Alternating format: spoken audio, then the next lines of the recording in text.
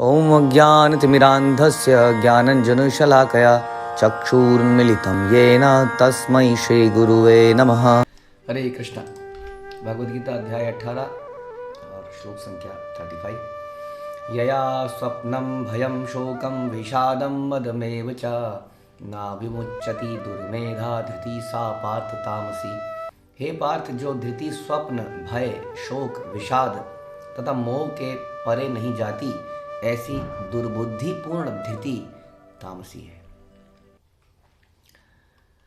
तो now today आज का जो चर्चा है टोटली डिफरेंट धृति के बारे में है। वास्तविकता में देखा जाए तो धृति की एब्सेंस है, क्योंकि धृति मुझे ऐसा लगता है कि धृति या तो राजसी है या तामसी है, सॉरी सतोगुणी है।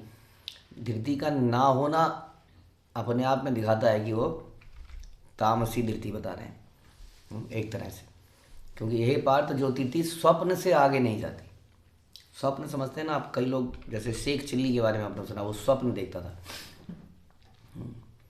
फॉर एग्जांपल कई लोग कहते हैं कि मैं कई बार हम बोलते हैं ना कि मैं एक मुर्गी का अंडा लाऊंगा, वो एक चूज़ा देगी, फिर वो 2 अंडे देगी, फिर 2 अंडों से और निकलेंगे, और इस तरह से मेरा एक बड़ा फार्म होगा। या कोई व्यक्ति कहे कि मैं एक खेत लूँगा, उसमें इतने गेहूँ होंगे, उसके बाद मैं उन गेहूँ को फिर से बीज उगा दूँगा, इतने गेहूँ हो जाएंगे और इतना हो जाएगा, इतना हो जाएगा। हाँ, फिर किसी ने बोला भैया अगर सूखा पड़ गया तो क्या करेगा, बारिश ना हुई तो क्या करोगे? हाँ, बात तो तेरी सही है, छोड़ दिया, आइडिया बेकार है। तो ऐसे बहुत सारे आइडिया बनते हैं, आइडिया बिगड़ जाते हैं। कई बार उनको कहते हैं drawing room planning. Drawing room में बैठ के हम बहुत सारी चीज़ें सोचते हैं। एक्चुअली में देखा जाए तो it is not planning. Planning में और स्वप्न में अंतर होता है। प्लानिंग, पहली बात तो प्लानिंग का जो ultimate aim should be execution. Planning के बाद एग्जीक्यूशन होता है। उसके लिए एग्जीक्यूशन के लिए प्लानिंग होती है, लेकिन ये स्वप्न ये कभी एग्जीक्यूशन में टर्न आउट नहीं होता। इसलिए प्रभुपाद कह रहे हैं कि स्वप्न देखने में समस्या नहीं है, एक भक्त भी स्वप्न देख सकता है। जैसे प्रभुपाद ने देखा कि मंदिर हो, बहुत सुंदर मंदिर हो भगवान के, बहुत सारे भक्त हों, और उसके लिए उन्होंने प्रार्थना करी और प्रयास किया। इस स्वप्न में कोई समस्या नहीं है, जो स्वप्न उसी एग्जीक्यूशन में उतरे। हाँ, तो एग्जीक्यूशन इसलिए उसी को कहते हैं डिटर्मिनेशन। तो इससे पहले आपने सुना था कि संसारी लोग बहुत डिटर्मिन्ड होते हैं कुछ करने के लिए। एक तरफ तो संसार में बहुत सारे लोग कुछ प्राप्त करना चाहते हैं, हाँ, कई सारे कार्य करते हैं, हमने सुना था, लेकिन उसमें समस्या क्या थी कि वो उनके फलों को भोगना चाहते हैं। बट उनकी डिटर्मिनेशन स्ट्रांग है तो वो कुछ करते हैं। ये आदमी फलों को भोगना चाहता है, हाँ, लेकिन कुछ करना भी नहीं चाहता।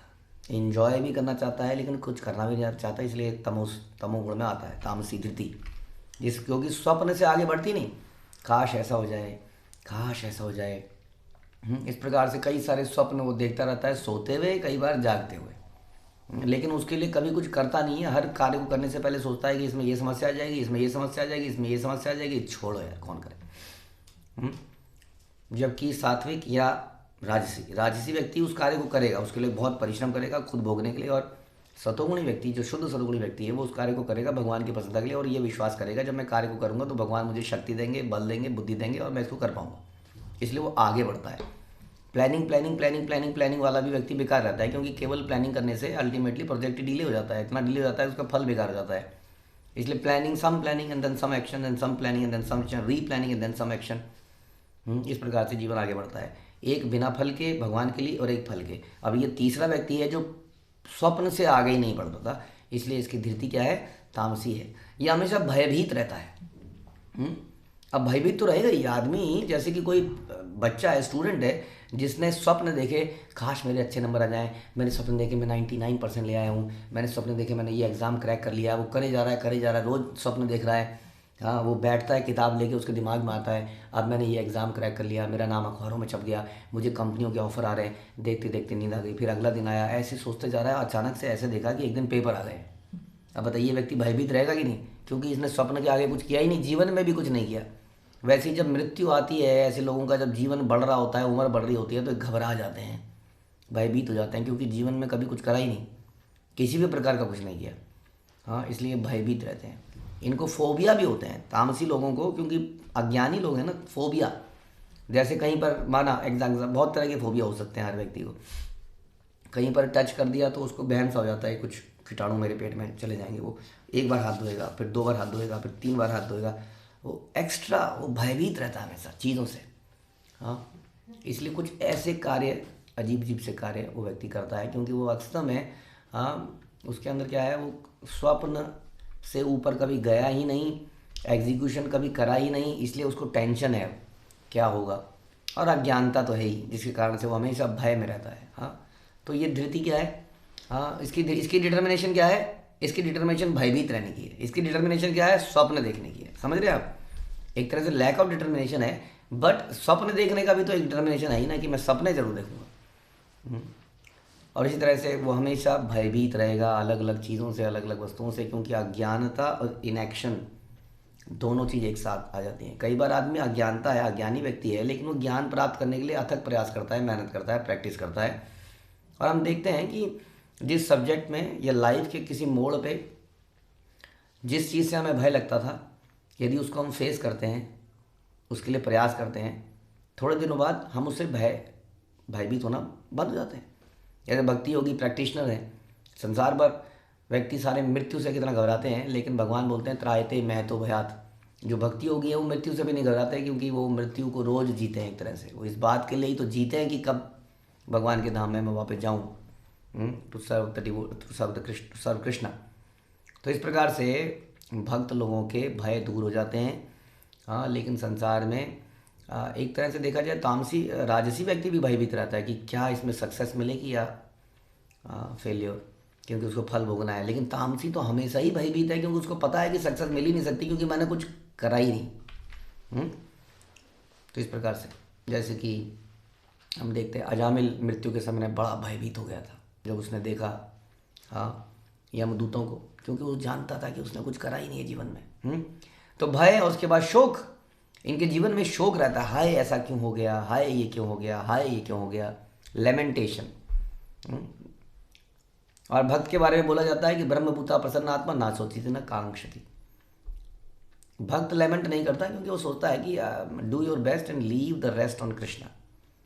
वट एवर जो भी भगवान कृष्ण हमें दें, मारो भी राखो भी जो इच्छा तुम्हारा। इस प्रकार से भक्त का जीवन तो ऐसा है, इसलिए उसके जीवन में किसी प्रकार का शोक नहीं है।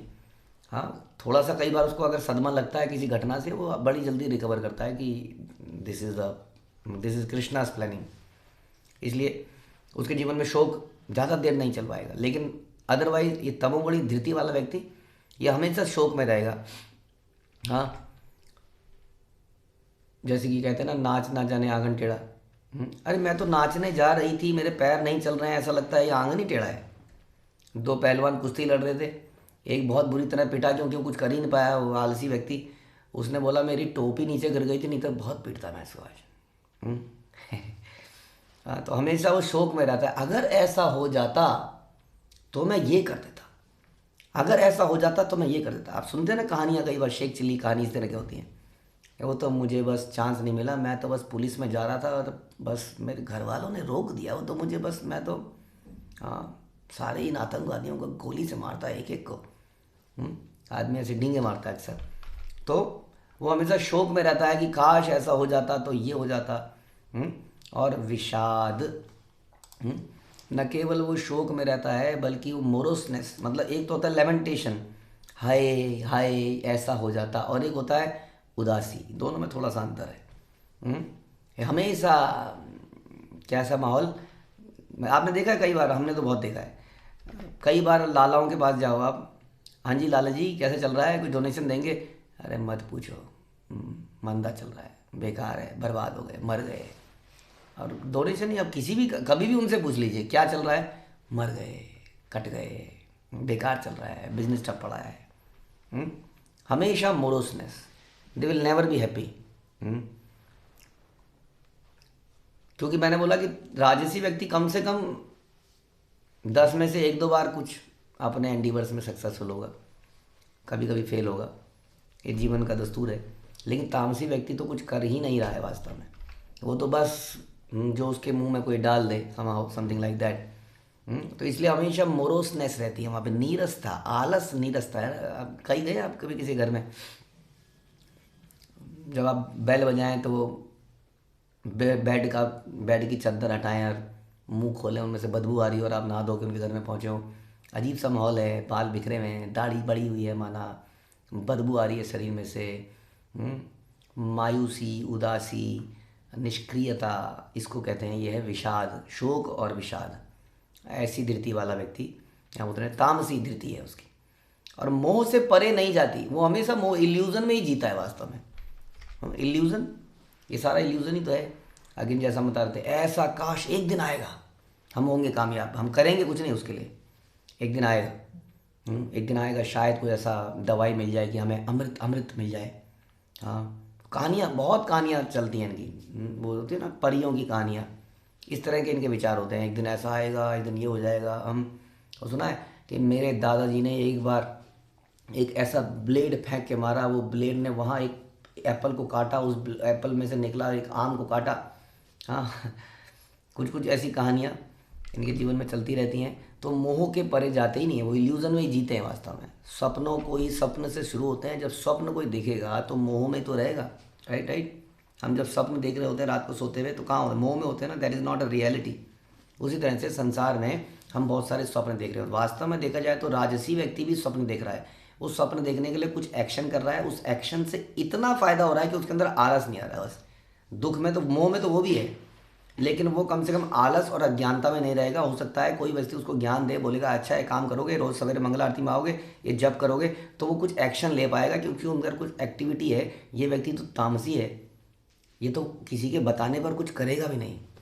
आप उसको माला पकड़ा दोगे, वो माला अगर माना आपने उसको मन का पकड़ा दिया, ले पकड़ कर हाथ में, आप 1 घंटे बाद आओगे तो हाथ में मन का वैसे का वैसे होगा। आपने देखा है कई ऐसे चैंटर्स हमारे जो मन के को लेके बैठते हैं, और मुंह भी खुला होता है, मुंह में आप रसगुल्ला डाल लो या रसगुल्ला निकाल लो, वो सपने माला वहीं की वहीं है। हाँ, तो वो चैंट भी नहीं कर सकते हैं, क्योंकि भक्ति करने के लिए भी कुछ क्रियाएं करनी पड़ती है।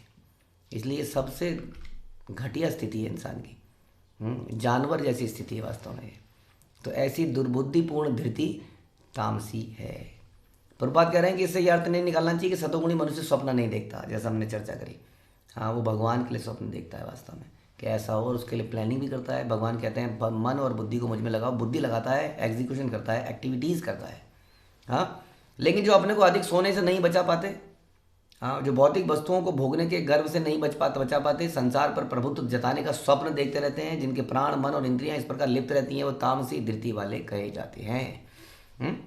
इस प्रकार से अधिक सोना, अधिक खाना हमारे अंदर तामसी धृति पैदा करता है, जो हमारे पतन का कारण बनती है। तो कम से कम हम तामसी तो ना बने एटलीस्ट, अल्टीमेटली हम रजोगुण से सतोगुण से शुद्ध सतोगुण में जाए। हमारी determination should be to achieve Krishna prem. ऐसी धृति हम सबकी होनी चाहिए। इन 3 श्लोकों से ये समझ में आता है। हरे कृष्णा। श्रील प्रभुपाद की जय, भगवद गीता की जय।